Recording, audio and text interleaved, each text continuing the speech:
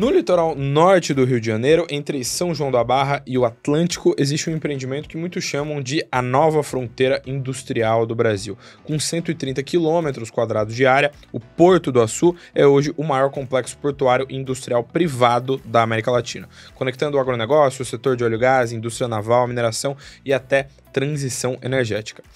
E hoje o Dinheiro Entrevista recebe o executivo que está à frente desse ecossistema, o economista Eugênio Figueiredo, que tem passagens pelo mercado financeiro e anos de experiência em infraestrutura e energia. Tudo bem, Eugênio? Tudo ótimo, obrigado pelo convite, prazer estar aqui. Prazer é tudo meu, obrigadão pelo seu tempo em falar com a gente. E para a gente abrir o papo aqui, como eu falei na introdução, né, o maior complexo portuário privado, né, da América Latina, uma infraestrutura bem grande, e foi idealizada há bons anos atrás, né? Foi idealizada pelo Eike Batista lá em 2007, salvo engano. Começou a construção em 2007, exatamente. E na época eu imagino que deve ter sido assim, quando isso foi para as manchetes, um projeto meio faraônico, né? Aquela coisa toda, né, muito grande e tal. Como que isso tudo nasceu e como que, assim, qual que é a diferença do projeto inicial, né, de bons anos atrás, né, de praticamente quase 2 décadas atrás, para o que tem hoje, se a finalidade é parecida e como que trocou de mão também, né, porque hoje é um fundo que é dono de vocês, né? Perfeito, exatamente, isso aí. O projeto nasceu, na verdade, foi originalmente pensado para escoar o minério de ferro. Tinha um projeto de uma mina de minério de ferro que hoje está operacional e escoa toda essa produção lá pelo porto, mas que naquele momento ainda era apenas um projeto em que as minas em Conceição do Mato Dentro, em Minas Gerais, iam ser conectadas através de um mineroduto, um grande tubo que transporta este minério misturado com água, e na outra ponta o Porto do Açu, onde ia ser construído o terminal para carregar os navios e exportar toda essa produção. Esse projeto foi vendido para a Anglo American. A Anglo desenvolveu, e a parte final, que é exatamente o terminal de minério de ferro, que foi a primeira parcela do porto a entrar em operação, está completando 11 anos de operação esse ano, ela ficou numa JV em que a Anglo deteve 50% e a Prumo, que é a holding da Porto do Açu, que é a controladora da Porto do Açu, também tem 50% de participação. Então esse foi o primeiro projeto e tudo nasceu no entorno desse projeto original. Como eu falei, esse projeto foi vendido para a Anglo desenvolveu toda a parte da filtragem para trás até a mina, são 2 estações de bombeamento, 529 quilômetros de distância entre a mina e o porto, em que numa ponta, quando você coloca o minério misturado com água e bombeia, demora 4 dias para esse material chegar no porto, depois ser filtrado, passa por essa filtragem, então é separado a água, reduz ali o nível de umidade para algo em torno de 10%, e depois são feitas as pilhas para depois carregar no navio e aí é feita a exportação.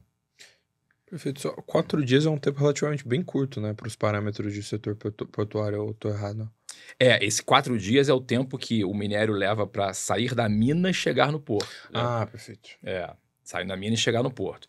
Depois, aí depende da programação, mas um navio para ser carregado ali no porto, nesse terminal de minério, a gente está falando entre 20 e 26 horas, dependendo ali das condições que o navio tá se submetendo ali para esse carregamento. São navios que geralmente saem com algo em torno de 170, 180 mil toneladas, é um navio tamanho Capesize.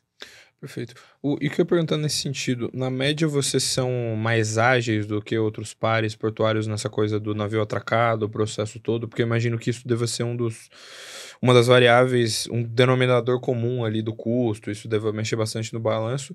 E também eu ia perguntar em termos de diversificação, né? Você falou um pouco de como isso variou do projeto original para cá. Como que, assim, o Porto hoje trabalha com muita coisa, né? Como eu falei na introdução, tem grãos, tem muita coisa. Uhum. Então, hoje vocês estão em várias frentes, vocês pretendem aumentar ainda mais, e como é que vocês perceberam o potencial de estar com vários braços, digamos assim, né? De estar com um negócio que é mais diversificado? Isso. Como eu falei, o projeto nasceu em torno desse terminal de minério de ferro e era ali o produto original, né, que ia ser movimentado. Depois a gente foi agregando vários outros tipos de operação. Naturalmente, toda a parte de óleo e gás acabou vindo para o porto quando a gente teve a oportunidade de fazer o Terminal 2. O que é o Porto do Açu hoje? São basicamente 2 terminais. Essa área de 130 km² que você mencionou no início, ela se divide em 90 km² de área do complexo industrial, propriamente dito, que é a área onde a gente consegue colocar as operações, as fábricas, as bases de apoio, de serviço e tudo mais. Tem 40 km² de uma reserva ambiental que a gente mantém só com restinga, que é a vegetação natural desse tipo de região, ali na beira de praia, arenosa. Então, essa reserva a gente mantém e ali um buffer entre ao final do nosso complexo industrial e as comunidades que estão ali no entorno, né, fazendo ali até uma certa zona de amortecimento desse aglomerado urbano para a nossa operação. Dentro dos 90 km², basicamente a gente tem metade dessa área, que é a área aproveitável para colocar essas instalações, e mais ou menos a metade é a área de acessos viários, passagem de linha de transmissão, pátios logísticos, que não são áreas que estão disponíveis para alocação, para fazer utilização para instalação de fábricas ou de bases. E como essa área toda está muito próxima dos campos de produção de petróleo offshore, a gente está falando de num raio, se você pegar 200 e poucos quilômetros, a gente consegue atingir basicamente toda a região da bacia de Campos, o norte do estado, do norte da bacia de Santos e o sul da bacia do Espírito Santo. Isso dá uma vantagem competitiva para operações a partir do Açu, para atender toda essa área de exploração offshore, de produção offshore, muito grande. Então, tudo que aconteceu no mundo offshore acontecia basicamente a partir de Macaé, que era a grande central do óleo e gás brasileiro, né? Tem gente que compara isso aí a Houston brasileira, mas Macaé, em termos da estrutura em si, e é o que ela tem ainda hoje, são 6 berços, uma base de apoio offshore que serviu ali como apoio para toda essa exploração e toda a produção. Quando a gente compara o que a gente tem hoje no Porto do Açu, um cliente, que é uma empresa americana chamada Edson Schwest, tem uma base que tem quase 1 quilômetro de frente de cais. E nesse 1 quilômetro eles têm 16 posições para atracar navios ao mesmo tempo. Você compara essa estrutura junto com a proximidade física em termos de quilometragem de distância a esses campos, você tem uma eficiência muito maior operando a partir do Açu do que operando a partir de Macaé, por exemplo. Então, esse tipo de movimentação em que a forma como eles construíram, né, dando um exemplo prático, que dessas 16 posições, 9 elas são vagas, que eles chamam de dársenas, em que o navio entra num galpão, né, coberto, que você tem pontes rolantes, ou seja, tem guindastes que carregam materiais para colocar em cima do navio e tem espaço para fazer essa movimentação, acessando esses navios pelos 2 lados, pelos 2 bordos, pela popa e por cima, com uma ponte rolante. Então, traz um nível de eficiência muito maior e essa empresa entrou num bid para prestar serviço para a Petrobras e para outras empresas petrolíferas que atuam nessa região que eu mencionei agora e ganhou vários contratos para fazer essa operação lá. Então, é um cliente que já está instalado no porto há 10 anos. Essa primeira etapa do contrato deles é uma etapa de 15 anos, mas tem renovações automáticas, só eles apertarem lá o botão e o gatilho para disparar essas renovações, mas geralmente são contratos de longo prazo, porque eles instalam essas bases de operações e fábricas num terreno que é alugado, que geralmente a gente tem contratos de 10 mais 10 e tem alguns que chegam até 80 anos para que aquela operação seja tocada e desenvolvida a partir ali daquela base no Porto do Açu. Perfeito. E da estrutura societária de vocês, você falou que a Prumo são os controladores, é a holding que é dona, é isso? Isso. Então, vou falar um pouco de como é que está hoje a estrutura. A Porto do Açu, ela tem uma participação praticamente majoritária, praticamente total, na verdade, é majoritária, da Prumo, que tem 99%, estou arredondando os números aqui, e tem o Porto de Antuérpia também como sócio, né, da Porto do Açu. A Prumo, por sua vez, ela é controlada por 2 fundos. Um fundo baseado nos Estados Unidos, em Washington, que é um fundo dedicado à infraestrutura e à energia, chamado EIG, e um fundo árabe, Mubadala, que tem participações em vários outros negócios aqui no Brasil, e esses 2 fundos controlam a Prumo, que já foi uma companhia aberta no passado, passou por um processo de fechamento de capital em 2018. Nessa época, eu era o CFO do grupo e toquei né, esse processo na terceira tentativa, quando foi feito o fechamento de capital. E, a partir de lá, a gente tem essa configuração somente com 2 sócios, em que ficou praticamente 93% de participação direta do IID e quase 7%, um pouquinho menos que isso, da Mubadala na participação direta. O que eu ia perguntar justamente do Mubadala, eles são de Abu Dhabi, né? Eu lembro que eu conversei com o pessoal de M&A com um boutique que era independente, mas era uma galera que estava em banco antes, em banco grande. Eles tinham falado, poxa, quando a gente trabalha com o pessoal de lá, né, vai assessorar operações que tem investidores de lá, a gente acha que lá, na média, os investidores são muito mais criteriosos, né? Tem uma cultura diferente, é outro país. Como é que é ter eles como sócios e há quanto tempo, mais ou menos, eles estão na operação? Então, eles estão na operação há bastante tempo já. Na verdade, eles entraram ainda um pouco com a história relacionada ao controlador anterior, em que eles tinham essas ações da Prumo como garantia de um empréstimo que eles tinham feito para o antigo controlador. E neste momento em que não foi honrado, né, os pagamentos que tinham que ser feitos, eles executaram essas ações e passaram a ser detentores de uma parcela de ações da Prumo, e aí se tornaram acionistas. Mas, assim, lógico que eles contribuem, têm essa cultura de investimento, eles têm uma série de outros investimentos no país, né, no Brasil. Então, tem ali uma participação bastante ativa com um membro no board da Prumo, né, no conselho de administração da Prumo. Então, tem uma interação bastante grande com a gente. Perfeito. E duas coisas, você falou do processo de fechamento de capital, né? Como é que foi primeiro, como que foi essa coisa que você falou que vocês tentaram outras vezes, né? Como é que foi esse processo e qual que... Assim, a gente sabe que existem algumas diferenças de como a companhia funciona entre ser aberto e capital fechado. Você que estava lá, né, era CFO quando era uma companhia de capital aberto, como que foi essa virada de chave de fazer... Geralmente, às vezes, as companhias têm um caminho reverso, né, que é o executivo passar pela abertura de capital, né? Como é que é viver a companhia agora tendo um capital fechado, tendo uma estrutura de capital diferente? Em termos da governança, pouca coisa mudou, para falar francamente, porque a gente manteve aquele nível e aquele padrão de governança de companhia aberta. Então, a gente ainda tem um conselho de administração com membros independentes, bastante ativo, continua tendo ali o nível de auditoria e governança de que, em termos, né, comuns para companhias abertas, uma transparência também. O que e acabou não acontecendo mais é ter call de resultados, por exemplo, em que não faz mais sentido, porque a gente tem um contato direto com os acionistas, a totalidade dos acionistas na Prumo nesse momento. Mas o processo de fechamento de capital é um processo até mais complexo do que o da abertura, porque você sempre tem aquela discussão entre quem está comprando e coloca um preço e quem está vendendo que entende que tem algo ali de valor adicional e está tentando maximizar o preço, né, daquele procedimento.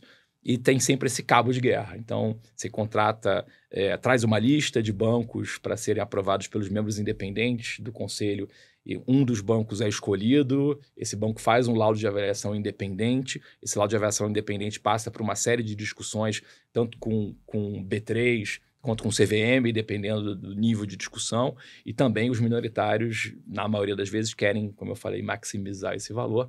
Então, tem sempre um cabo de guerra bastante grande. E aí, num dado momento, foram feitas 2 tentativas anteriores, acabou não se chegando num consenso pelo valor, mas nessa terceira tentativa foi executado e aí o processo passou até o seu final. E aí, efetivamente, passamos a ter a configuração de 2 acionistas, que é a configuração atual. Perfeito. E dos antigos controladores hoje, já imagino há bons anos o Ike não tem nenhuma relação, nem como credor, nem nada? Não tem mais relação nenhuma.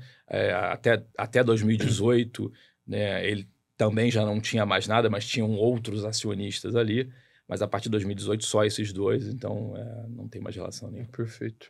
E o que eu ia lhe perguntar ainda, aliás, só um parêntese, né? A gente falou do Mubadala aqui, ele citou a questão dos investimentos. O Mubadala, de fato, é dono de várias coisas, inclusive, salvo engano, da Zamp, né? Que aliás, é dono de vários outros outras companhias, inclusive companhias de capital aberto. E só para fechar esse tópico que eu tinha citado, o antigo controlador, você também teve passagem por outras empresas do grupo do Ike há muitos anos atrás. Sim. Queria lhe perguntar como foi a experiência, você trabalhou foi na MMX e na EBX. EBX, Na verdade, antes de ir para para a EBX, eu estava na Vale, então eu fiquei 6 anos na Vale, entrei como trainee na Vale no ano 2000, saí em 2006. E aí, naquele momento, exatamente para ajudar na preparação do primeiro IPO, que foi da empresa de mineração. Então, um grupo relativamente grande da Vale acabou migrando para participar dessa empreitada. E aí eu ajudei a construir prospecto, fazer modelagem, conversa com bancos e tudo mais. Isso foi feito em 2006, portanto, acabei meu ciclo ali de 6 anos na área de M&A e desenvolvimento de negócios da Vale. Em 2006, eu passo a fazer parte da IBX, fazendo essa preparação. Quando é feito o lançamento, o IPO, o lançamento das ações da MMX ali em junho de 2006, eu fico na MMX e fico ali trabalhando 2 anos na implementação desses projetos, acompanhando pela parte financeira essa implementação. Depois eu voltei para a holding da IBX e foi criada naquele momento uma área de corporate finance para trabalhar em projetos específicos, tanto de M&A quanto de levantamento de dívidas em projetos que eram importantes dentro do grupo. E aí fico trabalhando nessa célula, atuando para as várias empresas e também participando dos outros IPOs. Depois vieram MPX, que hoje é Eneva, OGX, OSX. E quando isso tudo aconteceu, eu fui convidado depois desse período até 2012, nessa célula na holding, fui convidado para ser o diretor financeiro da então LLX, que passa a se chamar Prumo depois da troca de controle, com a entrada do EIG. Isso aconteceu, a entrada do EIG, que é o fundo controlador atual, no final de 2013, e aí eles fazem um aporte de capital, passam a ser os controladores da companhia naquele momento com um pouco mais do que 50%, em torno de 52%, ainda como companhia aberta, ainda com outros acionistas, o Ike ainda tendo uma participação naquele momento. E depois, vários outros aumentos de capital sucessivos foram diluindo vários outros minoritários que não acompanharam esses movimentos. E aí, efetivamente, chegou no momento em que, como era capital aberto e estava desenquadrado dos 75%, né, de ações detidas pelo controlador, ou seja, tem que ter um mínimo de 25% de float, a decisão do EIG foi de lançar uma OPA para fechamento de capital. E aí, nessa tentativa que eu expliquei, foi efetivamente concluído. E aí, raspou-se ali toda a base acionária e só ficaram os 2. E quando você saiu da Vale ali, acho que na época o setor, de um modo geral, tanto de mineração quanto de outras coisas, ele era muito menos concorrido, né? A Vale continua sendo uma gigante hoje, mas o setor tinha um panorama muito diferente. Como é que foi viver essa fase de ver essas empresas nascendo? Era um otimismo muito grande, de fato tinha aquela sensação de meio Cristo Redentor voando, meio da capa da The Economist? Sim, sem dúvida, sem dúvida. Era um momento de grande ebulição, né? E todo mundo super animado com o desenvolvimento desses projetos. O Rio passava especificamente por esse momento, porque a sede do grupo era ali, né, no Rio de Janeiro. Então, tinha uma série de contrapartidas positivas, né, de capital circulando, investimentos sendo feitos. E então, era um momento de grande animação, vamos chamar assim.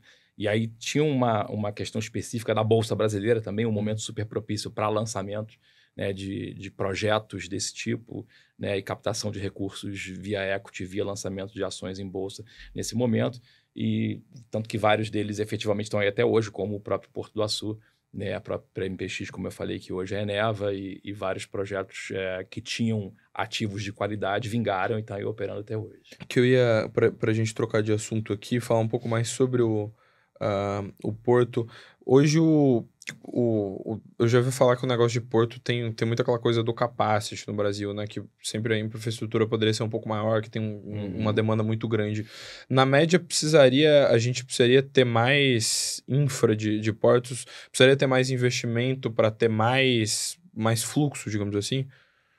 Acho que no Brasil a gente tem várias áreas, né, que demandam investimentos em infraestrutura, não só na questão portuária, mas a gente está falando de ferrovia, a gente está falando aeroportuária, a gente está falando de rodovias, uma série de frentes que podem ter investimentos para melhorar essa capacidade. Mas quando a gente olha especificamente para a área portuária, é um nicho, vamos chamar assim, um pouco específico, porque tinha muito tempo que não saía nenhum projeto novo, efetivamente. Você tinha muitos terminais dedicados para operações específicas, e aí, então tinha um projeto de minério de ferro, como eu falei aqui, que na verdade o Porto do Açu nasceu a partir de um terminal de minério de ferro para ser exportado.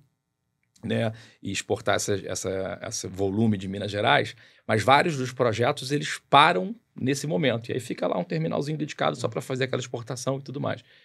Foi vislumbrado que tinha mais capacidade para fazer outros tipos de movimentação, e eu falei um pouco do petróleo, que o porto passou a ser ali um dono natural, né, de todo o crescimento nesse tipo de indústria por conta da sua localização estratégica, próximo dos campos, o que reduz o custo, aumenta a eficiência nesse processo. E quando principalmente um projeto como foi o Porto do Açu, que foi pensado desde o início para ter um tamanho, uma eficiência e capturar expansões nas mais diversas frentes, você consegue trazer ali um planejamento para que isso aconteça em fases. Quando a gente falou aqui no começo que a área do Porto do Açu, a parte do complexo industrial, que são os 90 km², logicamente isso não vai ser ocupado da noite para o dia, isso vai demorar décadas para ocupar efetivamente todo esse complexo.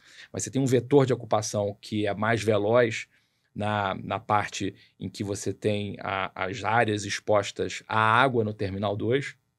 Eu vou explicar um pouco como é que a gente se divide, né? São 2 terminais. Terminal 1, onde tem uma ponte que avança sobre o mar, são 3 quilômetros de ponte, onde a gente tem o terminal de minério de ferro e o terminal de transbordo do petróleo.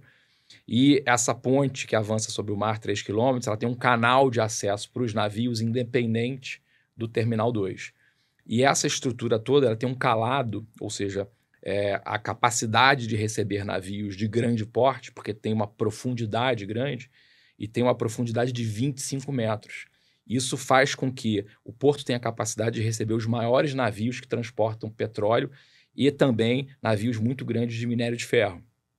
Então, você consegue fazer uma movimentação com volumes maiores e, consequentemente, o frete unitário de cada uma dessas unidades cai quando a gente está falando em transportar no mesmo navio, né, uma capacidade maior. Isso é o Terminal 1. O Terminal 2, ele é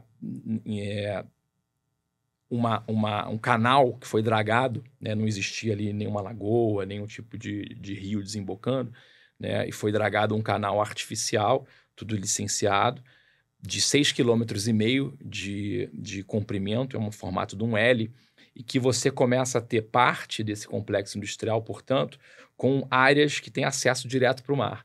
Para a indústria do petróleo e para terminais, logicamente, isso é muito valioso porque, vou dar um exemplo de empresas que estão instaladas lá que fornecem tubos flexíveis, basicamente para a Petrobras, mas para outros players que atuam nessa exploração de petróleo offshore. Quando ele tem a fábrica na beira da água, ele tem um cais em que o navio que vai fazer a colocação desses tubos flexíveis de aço, ele encosta exatamente na frente da fábrica. Isso, em outros momentos, era feito em localidades que você não tinha acesso direto à água, que muitas vezes você tinha que transportar cada uma dessas bobinas de caminhão para um porto, onde nesse porto ia ser colocado no navio e esse navio ia levar para o destino final, ou seja, onde no offshore ele ia ter o seu papel ali na colocação, né, daquele equipamento para fazer a produção offshore.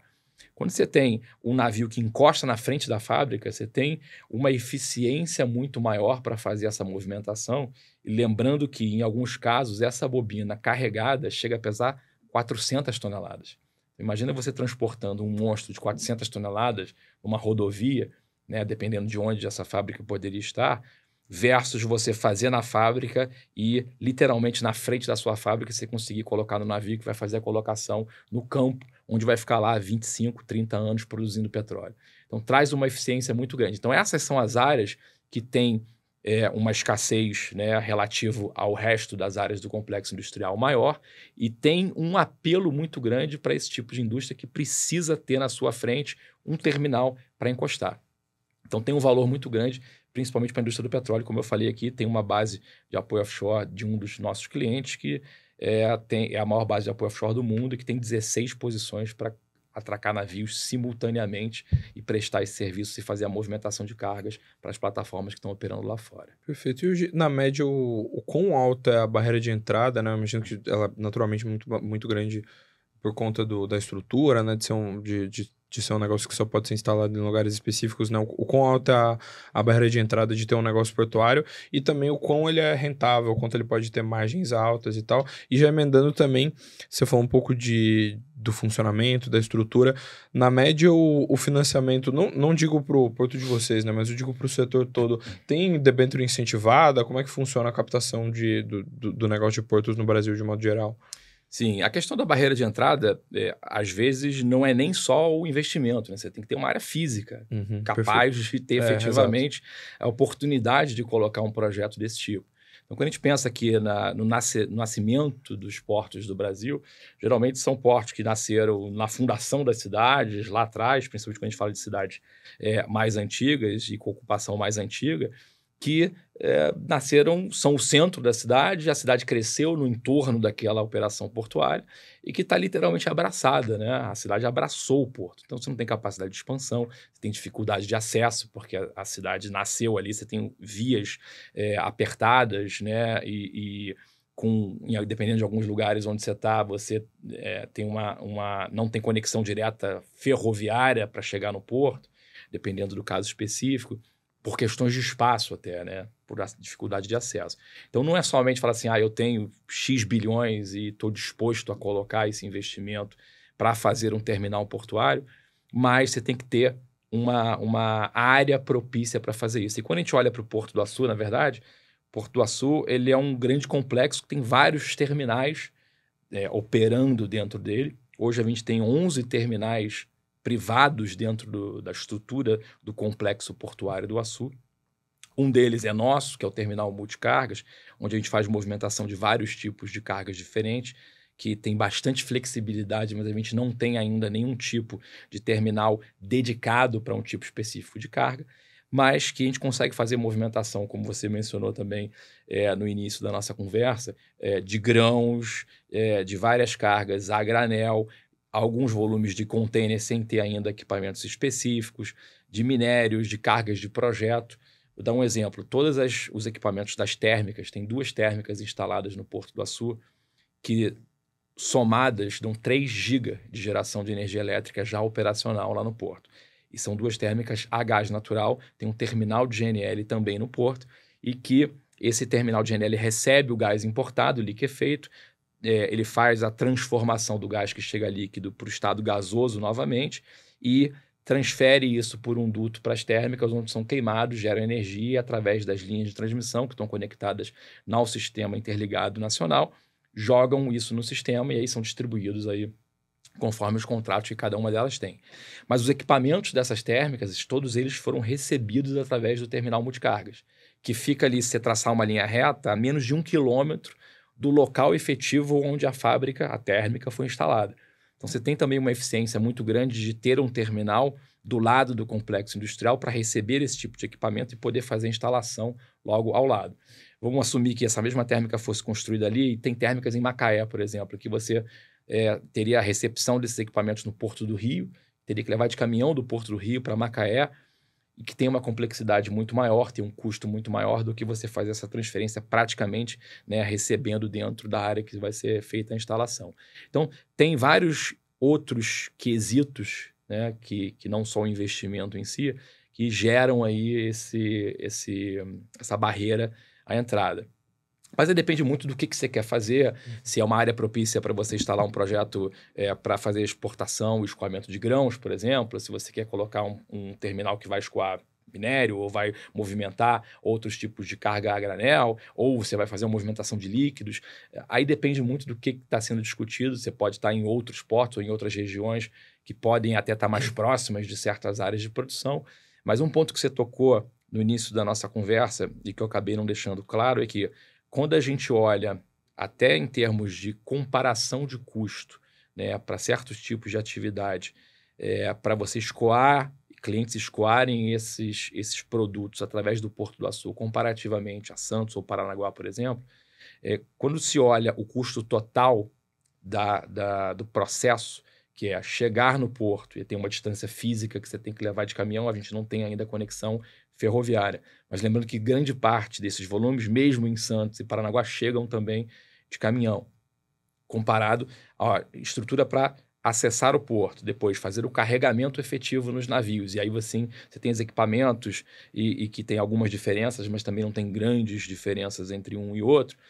Mas quando você olha a parte final desse processo, que é justamente o acesso por mar para certos portos, em que alguns deles você tem uma fila muito grande para os navios acessarem, você gera uma penalidade pelos dias que esses navios ficam ali boiando, esperando o momento de atracar, que quando ele foge da janela que está definida, você passa a pagar exatamente o que é chamado de demurrage, que são as tarifas de penalidade por dias de espera. E aí, dependendo do momento do ano e dependendo do caso, alguns portos têm filas que chegam a 10, 15, às vezes 20, 30 dias. E você imagina que, dependendo do tamanho do navio, essas tarifas diárias podem chegar a 30, 40, 50 mil dólares de penalidade por dia por estar ali esperando.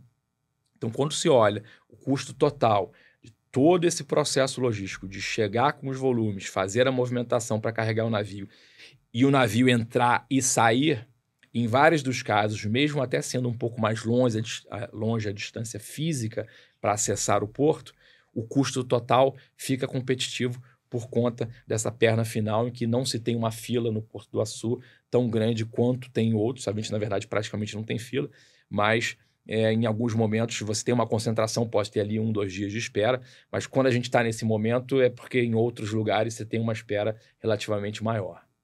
Perfeito. E sobre rentabilidade, na média, o setor portuário é um setor de margens altas? Como é que funciona a dinâmica dos portos em termos de balanço, assim? Aí também depende muito, porque quando a gente fala no setor portuário em geral, você pega um balanço da Santos Brasil, uma empresa que faz container, você está olhando movimentação de container. Quando você está olhando, bem específico, quando você está olhando outro tipo de movimentação de carga, as margens são diferentes. Então tem aí uma faixa, né, de variação, dependendo do tipo de produto que você faz. Lá no nosso terminal multicargas, por exemplo, a gente tem alguns processos que têm margens menores e margens maiores. Cargas de projeto são geralmente essa movimentação de equipamentos, como eu falei, das turbinas, das caldeiras que chegaram das térmicas, geralmente são projetos que têm uma margem um pouco mais interessante, porque, como o próprio nome fala, você tem que constituir e criar um projeto para descarga daquele tipo específico de material. Então, quando chegou lá uma turbina da Siemens vindo da Alemanha, com tamanho, uma tonelagem XYZ, você tem que ter os equipamentos e ter lá um projeto para fazer aquela movimentação que é muito customizada. Então, isso te propicia geralmente a ter margens um pouco melhores do que a movimentação de uma carga a granel meio commodity, por exemplo, a soja ou outros, em que as tarifas são muito próximas e você tem ali uma competição um pouco maior, né, entre possibilidades de ou mandar para Santos, ou mandar para Paranaguá, ou mandar para um porto no Espírito Santo, e que geralmente tem margens um pouco mais apertadas. Perfeito. Falando um pouco sobre as novidades da empresa, eu me recordo que acho que faz uns 2, 3 meses atrás, o Bruno, que é um colega meu aqui de redação da Isto é Dinheiro, tinha conversado com um dos diretores lá do Porto do Açu, e eles tinham comentado sobre um acordo, salvo engano, com o governo de Goiás para a inauguração de um terminal exclusivo de grãos, né, para os próximos anos. Em que pé que está esse acordo, como é que vai funcionar e quais são as expectativas para isso? Perfeito. Isso é uma parceria que a gente vem fazendo de aproximação com o governo de Goiás e com a comunidade do agronegócio também de Goiás, para mostrar que nós temos hoje no Porto do Açu um corredor que pode ser desenvolvido com a ajuda deles também, para fazer, né, a ponta final, para escoar essa produção do agro vindo de Goiás. Lembrando que Goiás está no interior, não tem acesso ao mar, então ele está sempre ali usando, né, instalações portuárias de outros estados, e que isso muitas vezes vai para Santos ou vai para Paranaguá, mas que eles entendiam que era necessário também tentar abrir outras alternativas, que eles pudessem ter ali uma competição entre essas alternativas e trazer aí condições melhores também para eles. E essa aproximação com o governo de Goiás, a gente criou um grupo de trabalho junto com o governo para fazer um estudo para avaliar as condições desse acesso rodoviário, né, da região produtora em Goiás até o Porto do Açu, e em conjunto com o governo, mas o governo, logicamente, tem um peso bastante importante, de fazer o pleito, até dependendo de qual trecho a gente está falando, com o governo federal ou com outros governos estaduais por onde esse trajeto corta, né, para chegar de Goiás até o Porto do Açu, e melhorar essa estrutura para ter uma estrutura mais eficiente para levar a produção de Goiás para o Porto do Açu. Hoje a gente já faz volumes vindo de Goiás de exportação tanto de soja quanto de milho, e já faz também, no sentido inverso, a importação de alguns produtos que sobem para Goiás. A gente já fez importação, por exemplo, de trigo, entrando pelo Açu e indo parte dos volumes para Goiás. A gente faz movimentação de carvão e de coque de petróleo, que também em alguns volumes sobem para Goiás. E quanto mais esse balanço entre frete de ida e frete de retorno, eles estão mais equilibrados, você consegue ter ali uma competitividade no frete para baixar, porque nas duas pernas o caminhão está vindo carregado. Versus uma outra situação que potencialmente só tem carga em uma das vias, em um dos sentidos. E aí, logicamente, ele cobra ali, num dos sentidos, a ida e a volta, né? Se você tiver um frete de retorno, você consegue baratear o custo de frete total para aquela operação de subida e de descida, mesmo que com outro tipo de carga, porque o caminhão, se for o mesmo tipo de caminhão que faz esse movimento, consegue ali otimizar a viagem, trazendo um frete de retorno. Perfeito. Você falou um pouco de frete. Hoje muito tem se falado, principalmente nos últimos meses, aí no último ano, um pouco sobre o investimento em malha ferroviária no Brasil. A gente sabe que é um gargalo que a gente tem. Algumas empresas ter a malha ferroviária, a logística, acho que foi inclusive um catalisador de bons resultados. Acho que, salvo engano, na Vale, o Eliezer Batista, né, foi meio que responsável para a empresa ter uma rentabilidade muito maior, justamente por conta de logística. E no Brasil a gente ainda tem uma malha ferroviária que é, assim, pequena, né? Muito se fala sobre o potencial que a gente teria com malha ferroviária. Como que você enxerga esse debate? O que a gente precisaria fazer? E se ter uma malha ferroviária maior, o quanto isso seria transformador para o negócio de vocês e para outros portos? Sim, ele traz um nível de volumes potenciais a serem atingidos, né, pelo porto, para escoar esses volumes, muito maiores do que efetivamente só tendo a opção de caminhão. A gente vem desenvolvendo esse processo, né, de potencialmente ter uma conexão ferroviária com o porto, a malha instalada hoje no Brasil, há mais de década. Então, fazendo estudos, conversando e discutindo com o governo federal nesse período inteiro, né, como que a gente pode ajudar a desenvolver. A gente está num momento em que tem um processo caminhando super bem, em que todos os estudos foram feitos, tanto da parte de engenharia quanto da parte econômica. É uma estrada de ferro chamada EF-118, que eles estão chamando de estrada de integração, um anel de integração. Por quê? Ela vai conectar numa ponta, no norte, né, vindo do Espírito Santo, uma ferrovia existente já da Vale, numa ponta, e na outra ponta, conectar ao Rio de Janeiro, na malha da MRS, fazendo esse arco e fechando esse arco, passando por Campos e também tendo a conexão de Campos ao Porto do Açu. Então, a gente traz, se esse projeto sair efetivamente e tiver um bid com um grupo que ganhe, né, esteja interessado em construir e operar essa ferrovia, a gente traz a capacidade toda do Porto do Açu para ser uma opção para ferrovias que são atingidas tanto pelo traçado da Estrada de Ferro Vitória Minas ou da VLI ou da MRS, chegando no Centro-Oeste também subindo pelos dois lados. Esse processo ele tem a fase 1, que começa conectando a parte norte, que é exatamente na ponta da Estrada de Ferro da Vale e chegando em Campos e fazendo a conexão ao porto, que chega no Centro-Oeste através da FCA/VLI e que tem o potencial, de novo, como eu falei, trazer volumes de grãos do agronegócio e outros.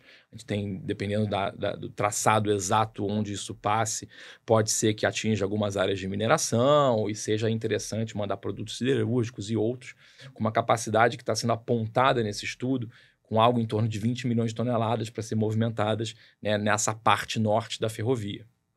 E que, de novo, o governo está na fase final de ajustes desses estudos todos. A partir da finalização, já passamos pelas audiências públicas, a partir da finalização desse processo, eles vão entregar todo esse pacote para o TCU, com os cadernos tanto econômicos quanto de engenharia ambientais.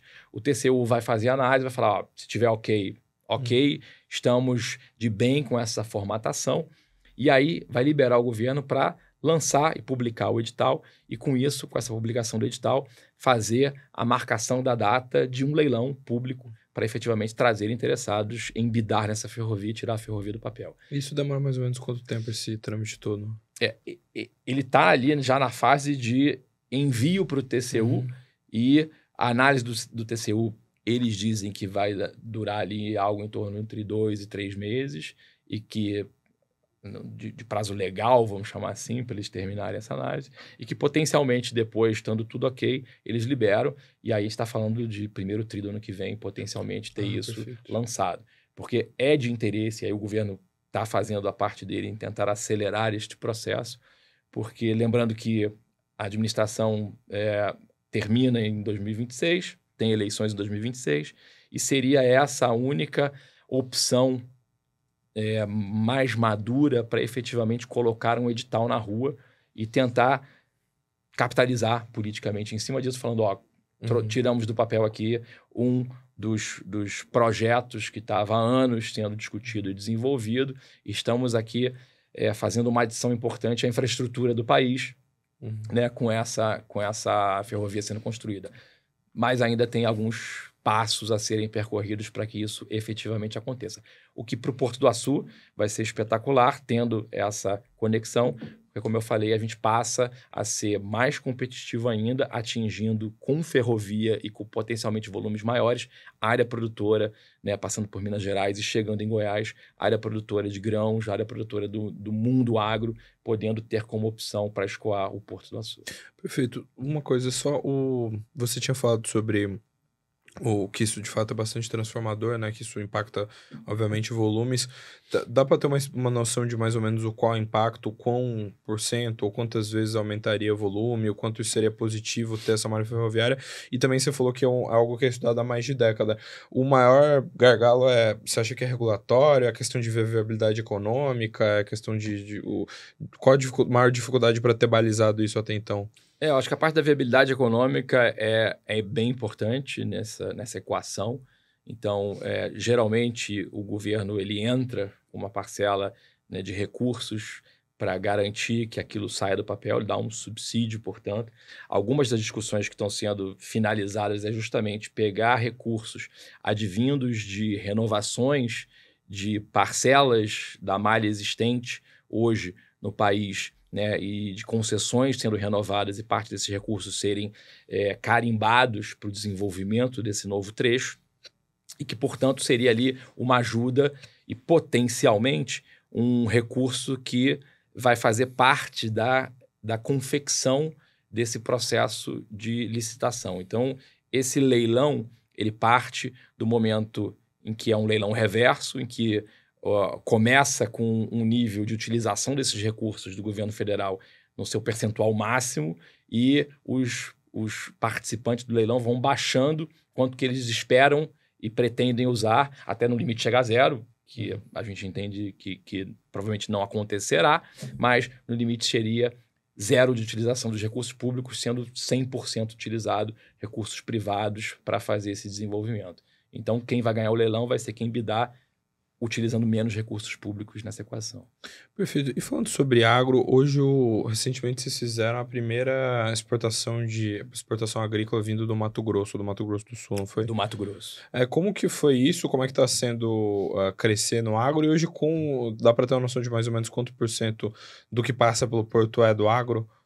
Dá. A gente tem hoje já volumes passando pelo porto vindo de regiões produtoras de Minas Gerais, de Goiás e também da parcela mais para leste do Mato Grosso, que foi justamente esse caso que você citou agora. A gente fez uma exportação de milho plantado no Mato Grosso, na parte mais leste, e descendo mais ou menos pelo mesmo caminho que as produções de Goiás descem, indo para Goiás e descendo a seção do porto por ali. Então, a gente tem uma participação. Quando a gente olha os volumes movimentados em portos do Brasil, são volumes muito grandes. O mundo agro, a gente fala em milhões de toneladas. A gente está começando a colocar o pezinho ali e a gente está fazendo os primeiros movimentos. A gente fechou o ano passado no Porto do Açu, movimentando ali em torno de 750 mil toneladas tá? Nos mais diferentes produtos relacionados ao agro. Mas o potencial de crescimento é muito grande, né? Então, a gente está começando a fazer aí a criação dessa rota. Eu tenho ido a Goiás, a Minas e outras localizações. Vou fazer uma visita em breve ao Mato Grosso, justamente para a gente mostrar qual é a infraestrutura que a gente tem, como é que a gente consegue fazer esse tipo de operação para esses produtores dessas regiões e colocar no papel desse mundo agro, que até então a gente não estava, o Porto do Açu como uma potencial rota para escoamento dessa produção. Então, é um processo que é devagar, muitos dos produtores já têm lá sua rota estabelecida, vários deles vendem, inclusive, para tradings, que já têm os seus próprios terminais, muitas vezes em Santos e Paranaguá, e que eles usam a própria logística para fazer essa movimentação. E alguns desses produtores, eles querem testar, né, fazer esses processos por fora, inclusive, das tradings, falar, bom, se eu fizer a venda direta e fechar a minha logística, potencialmente eu capturo uma margem maior do que deixar isso na mão da trading, que faz 100% desse trabalho, corre todo o risco, tá certo? E captura, portanto, parte dessa margem porque ela corre esse risco. Então, o produtor entendendo que pode fazer sentido também se arriscar um pouquinho e ter contatos de potencial venda direta e ele mesmo ter a discussão sobre o processo logístico para escoar essa produção, ele pode capturar um pouco mais de margem versus a outra alternativa. Então, os volumes são relativamente pequenos, como eu falei, a gente não tem um terminal ainda dedicado, mas a gente está exatamente agora num processo de discussão interna para tomar a decisão final de investimento para construir, vamos chamar assim, o primeiro filhote do nosso terminal multicargas, que vai ser um terminal dedicado para grãos. Com esse terminal dedicado para grãos, ainda só com a área em terra dedicada e específica para grãos, usando o berço que a gente tem 2 berços nos 500 metros de cais operacionais que a gente tem no nosso terminal multicargas, a gente conseguiria ali estar em torno de 3 milhões de toneladas com essa capacidade dedicada, né, onshore. A partir do momento que a gente está entendendo que o negócio está avançando de forma positiva e os volumes estão crescendo, o próximo passo depois disso seria ter um berço dedicado para atrelar essa estrutura onshore, que já foi construída na primeira etapa, e a gente consegue ter mais capacidade ainda. E aí, chegando à ferrovia, como espaço a gente tem para ir replicando essa expansão do terminal com novos berços e com novas estruturas em terra, a gente consegue aumentar a nossa capacidade ali para algo, logicamente, com alguns anos, né, de investimento e movimentação positiva desses volumes, mas chegar ali em 10 milhões de toneladas ou algo nessa linha, que é possível e factível trazer esses volumes do interior via uma ferrovia, que a gente entende que 100% de caminhão é algo mais complexo, e que estrutura portuária para fazer essa movimentação tem capacidade para ser desenvolvida através de investimentos modulares e sequenciais a partir do início dessas operações ali no porto. Perfeito. E em termos de ESG, eu queria perguntar como que vocês estão conectados com o tema, como vocês enxergam a transição energética e o papel de vocês nisso. Tem muita coisa. Lembra quando eu falei no começo que a gente tem uma área de 130 km² e 40 é uma reserva ambiental? Uhum. Então, esses 40 km², inicialmente, a gente criou uma área de reserva. Isso não é um item que foi mandatório pelo nosso processo de licenciamento, mas foi uma ação voluntária. A gente criou uma RPPN, que a partir da criação dessa RPPN, que é uma reserva privada, ela tem que ser mantida daquele jeito e preservada para sempre, senão não é um processo que consegue ser desfeito. E é uma reserva que tem uma mata específica daquele tipo, né, de região, que está na beira da água, que é de restinga. Uhum. Então tem ali um ambiente muito rico para fazer estudos, parcerias. A gente tem uma série, né, de parcerias e associações com universidades, com jardim botânico, com escolas, para fazer visitas, fazer estudos, projetos de pesquisa a partir daquele ecossistema. E, como eu falei, a gente preserva e faz replantio e recomposição de áreas ali também.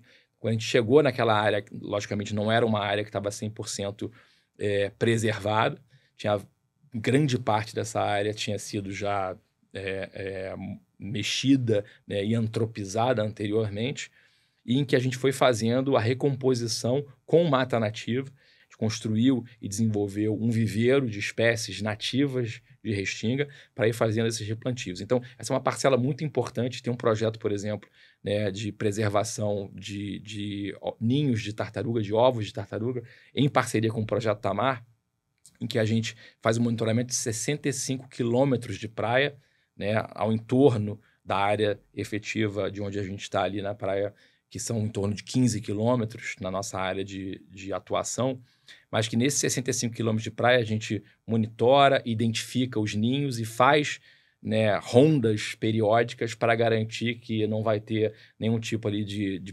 de predadores ali mexendo nos ninhos, ou gente passando com carro em cima, por exemplo, andando de carro na areia, na praia.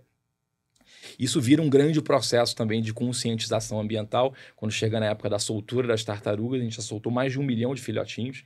Então é um processo super legal em que a gente traz a comunidade local, traz as crianças das escolas e tem lá todo aquele procedimento de soltar as tartaruguinhas no mar. É super legal, super emocionante. Então tem muito desses itens. E quando a gente olha, por estar num complexo industrial com esse tipo de operação ali, de uma reserva logo ao lado, processos de licenciamento também são relativamente mais fáceis, porque, a gente já conhece muito a região, o que tem de fauna, o que tem de flora. É um processo que consegue seguir de forma muito mais rápida. E também, em vários dos itens de desenvolvimento, que a gente já sabe que a área tem aptidão, a gente começa o processo de licenciamento para conseguir fazer com que a instalação de um cliente potencial futuro seja mais rápida do que se instalar em outros locais, porque a gente já faz essa primeira etapa de licenciamento, né, pelo conhecimento da área e para agilizar, né, a instalação de projetos específicos. Quando a gente fala de transição energética, por exemplo, é um bom exemplo. Uma primeira área, que a gente chama do hub de hidrogênio, que a gente fez um licenciamento de 1 milhão de metros quadrados para a instalação de projetos a partir de hidrogênio, né, podendo parar na amônia verde, mas podendo também seguir para a produção de SAF, para a produção de metanol e esse tipo de combustível que vai ajudar a fazer essa transição em áreas específicas. E quando a gente fala de SAF, a gente está falando de aviação. Quando a gente está falando de metanol, pode ser um substituto do combustível do bunker, de navios de longo curso.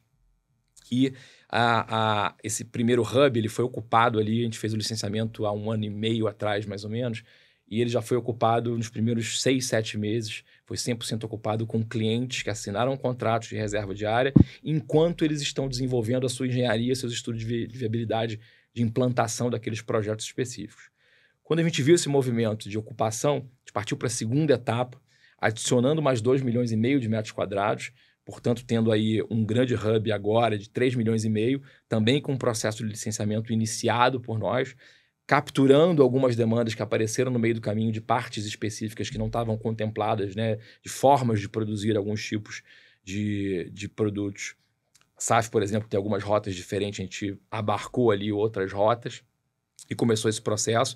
Então, tem sempre uma preocupação, né, de poder fazer da melhor forma possível em termos ambientais, lembrando que a gente está ali num complexo industrial atrelado a um porto, então tem vários projetos sendo desenvolvidos de transição energética para substituição de combustíveis, por exemplo, para geração de energia a partir até de utilização de hidrogênio no futuro próximo, projetos de descarbonização, quando a gente fala, por exemplo, de descarbonização da indústria siderúrgica, uma das formas de tentar avançar nisso é a produção de um produto intermediário chamado HBI, em que esse HBI ele pode ser carregado depois no alto forno e ele sendo produzido na sua primeira etapa com gás natural e na segunda etapa com hidrogênio, quando você olha na cadeia inteira de produção, do início da extração do minério de ferro até a produção do aço, utilizando o HBI como carga, você diminui o consumo do coque, que é o grande vilão que está no alto forno. Então, esses processos, né, de descarbonização e transição energética têm ali no porto uma área muito propícia para acomodação de projetos desse tipo, por ter espaço, por ter energia.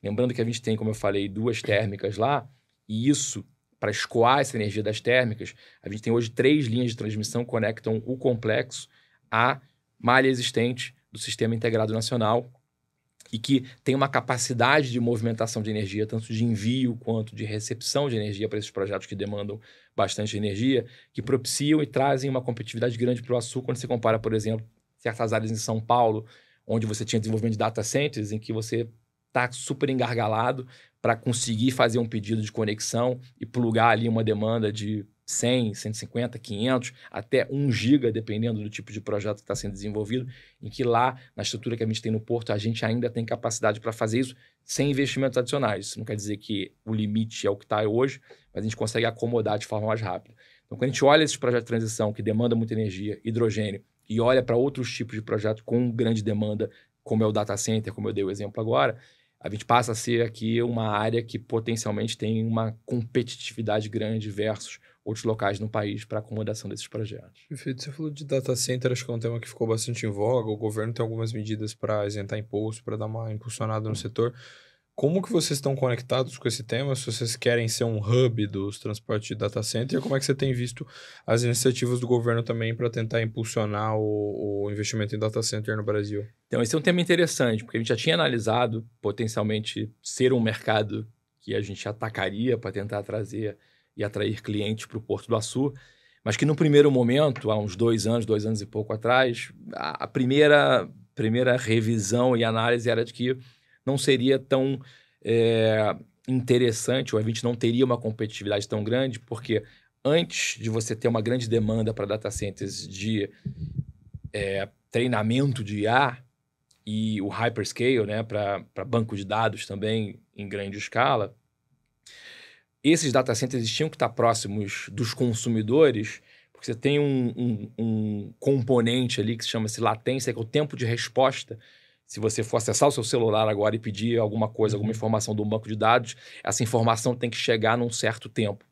E estando fisicamente mais longe, você tem essa métrica, que é a forma de medir esse tempo de resposta, que é a latência, para atender esse tipo específico de mercado, estando no porto, que não estaria atingindo esses níveis mínimos. Mas quando muda a demanda por esse tipo de serviço, você passa a ter demanda para treinamento de IA, que não tem essa questão do tempo de resposta, você passa a ter outros componentes mais importantes, que são espaço, potencialmente água para fazer o resfriamento, ter energia disponível e a capacidade de colocar os backups para que isso efetivamente garanta os 99,99% de uptime que essa operação demanda, e fazer também a conexão para o transporte de dados, né? Ou seja, ter fibra ótica passando. E aí, com essa nova análise, descartando a questão da latência, os outros requisitos a gente consegue preencher. E você está num complexo industrial e fazer uma obra de um data center, por exemplo, numa área industrial, que você não está no meio da cidade, você consegue ser muito mais ágil, você tem espaço, você pode fazer tudo horizontal, a forma de fazer o resfriamento é diferente, você consegue ter níveis de backup de energia, inclusive energias sendo gerada diretamente, dependendo da demanda, para atender especificamente aquele tipo de operação. Então, outras formas de você construir, até em algumas delas mais eficientes do que você está dentro da cidade, trouxeram competitividade para o Açu passar a ser um grande hub de concentração. Então, a gente tem aqui conversas e já contratos alinhavados para players que já discutiram com a gente as condições para se instalar no porto, já estão fazendo os pedidos de conexão na rede elétrica e estão na outra ponta fazendo a discussão com os clientes finais deles, que são as grandes empresas, né, de demandantes desse tipo de serviço, que são basicamente as Big Techs e TikToks da vida, e que assim que eles ganharem um contrato com essas empresas, eles voltam,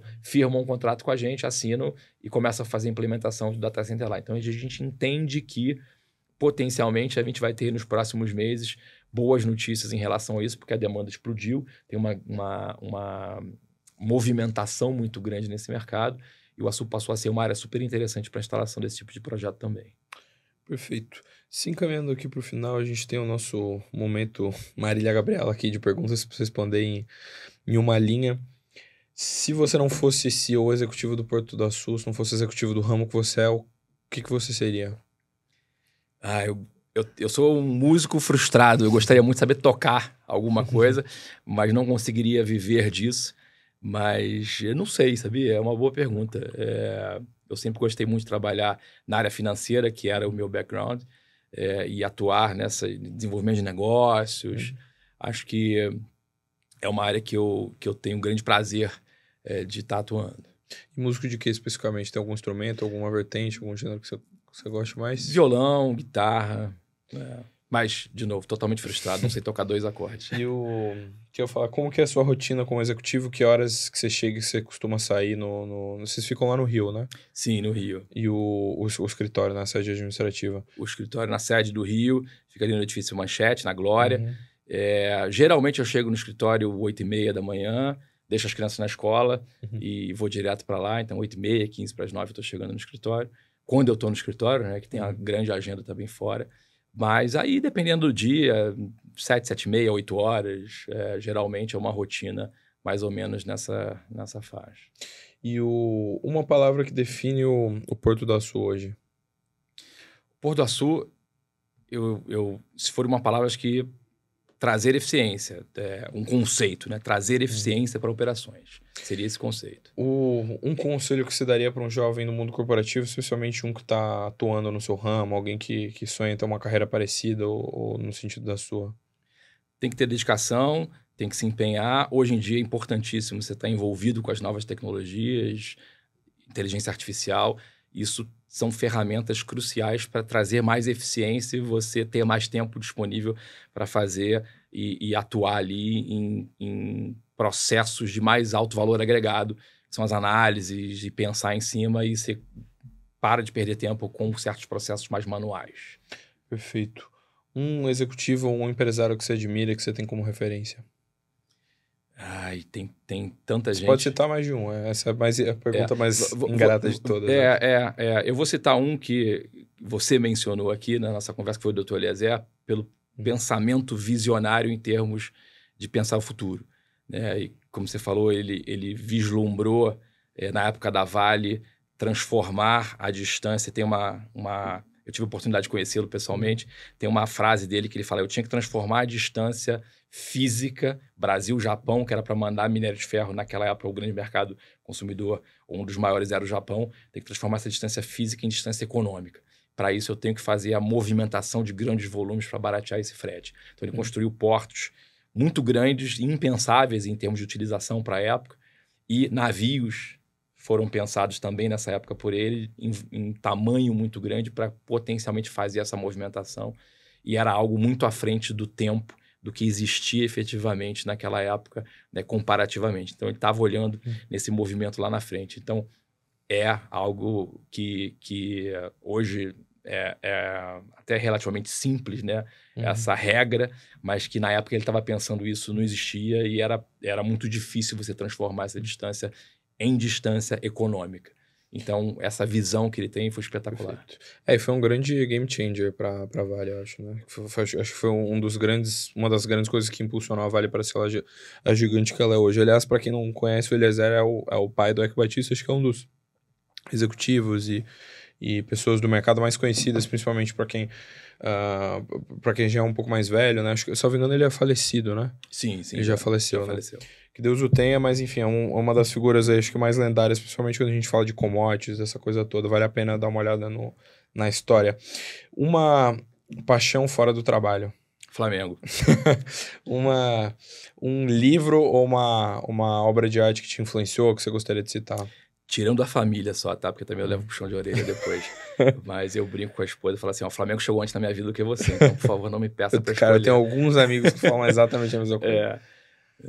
Mas livro, eu gosto muito de ler biografias, né? Então, dos mais variados tipos. Então, eu acho que é um tipo de leitura que me atrai bastante. Tem alguma biografia em específico que você gostaria de citar?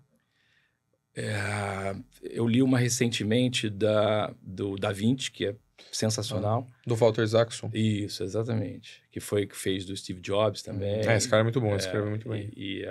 É muito legal, é muito legal. Então, li a história. E para quem gosta mais de música também, tem uma do Jimi Hendrix, que é sensacional. Perfeito. O que eu falo aqui, onde que você enxerga o Porto do Açu daqui 5, 10 anos? Então, o Porto do Açu vai estar muito mais avançado nessa empreitada de atrair diversos tipos de cargas relacionadas ao mundo agro. A gente já vai estar daqui a 5 anos com projetos rodando de produção de hidrogênio, produção de combustíveis do futuro, combustíveis verdes lá no Porto. Ainda também seguindo com o viés de óleo e gás, que vai estar ainda bastante quente e sendo desenvolvido. Então, a gente vai ter um porto muito mais movimentado e vai ter um porto muito mais ocupado, com muito mais geração de trabalhos, de riqueza para a sociedade no entorno, de pagamento de impostos e tudo mais. Perfeito. E para a gente fechar, o seu melhor e o seu pior dia. Qual que foi o seu melhor e o seu pior dia como CEO do Porto do Açu? É difícil falar, né, de melhor. Acho que a gente tem um dia que fecha um contrato, que tem uma negociação positiva na atração de um cliente, é super legal. Mas na parte interna também de relação com o time, são momentos importantes em que quando a gente consegue dar uma parada e conversar com o time e entender que o pessoal tem orgulho de trabalhar ali porque a gente está deixando um legado. Então, eu não especificaria um dia, mas são dias em que a gente tem esse tipo de movimentação. Dias ruins são dias em que a gente, por exemplo, tem um acidente. Isso é algo que está no topo ali da nossa preocupação. Graças a Deus, isso acontece muito pouco e a gente trabalha muito com uma preocupação gigante para colocar a segurança no topo da lista e garantir que todo mundo vai e volte todos os dias da mesma forma que chegou, né, e não tenha nenhum tipo de incidente acontecendo dentro da sua rotina de trabalho. Perfeito, Eugênio. Muito obrigado pelo seu tempo, viu? É um prazer estar aqui e obrigado a você. Obrigadão também você pela audiência, por ter acompanhado esse episódio completo aí do Gênio Entrevista. Lembrando que você é o nosso chefe aqui, então o seu comentário é o que a gente sempre vai olhar. Deixe seu feedback, se você tiver algum economista, algum CEO, algum executivo que você gostaria que a gente entrevistasse, só deixar nos comentários que a gente dá uma olhada, a gente tenta trazer para cá. Não esquece de curtir e também de compartilhar com quem que você acha que gostaria desse conteúdo. Isso ajuda o nosso trabalho e ajuda o YouTube a entregar o nosso conteúdo para mais gente. E lembrando que a gente também não tá só no YouTube, você jogar lá Dinheiro Entrevista ou Isto é Dinheiro nas plataformas de streaming de áudio, no Spotify você consegue achar tanto em áudio quanto em vídeo. Então é isso, muito obrigado, até a próxima e tchau, tchau.